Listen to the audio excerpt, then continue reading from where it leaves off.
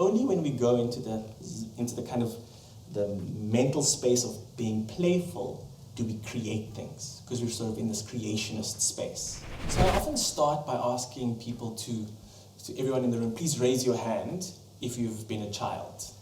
And obviously everybody raises their hand. And the reason I ask people to think back to themselves as children is to ask them, do you remember the time that you played? And hopefully in your childhood you developed what we call like the muscle to be able to play.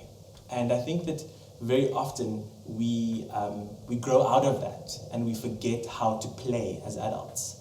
And so I think for me, in thinking about my leadership and how you sort of create the most effective processes for yourself to create new worlds and to be a leader, to kind of go back to the idea and the concept of playing is really important. So it's a choice that I've made in terms of the school that I send my kids to, a school in which the kind of competitive nature of task-driven and achieving things is kind of dumbed down and secondary to the importance of children learning and developing that muscle to play, and saying that running on an open field is more important than churning out hours of homework.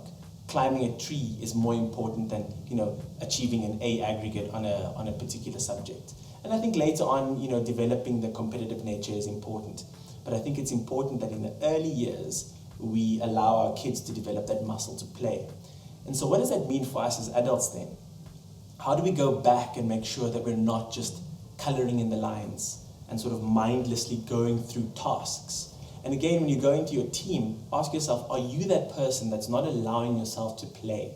How can you create a space for yourself within your organization, whether you're the leader, whether you're working within a team, to allow yourself to play? Because only when we go into the kind of the mental space of being playful do we create things, because we're sort of in this creationist space.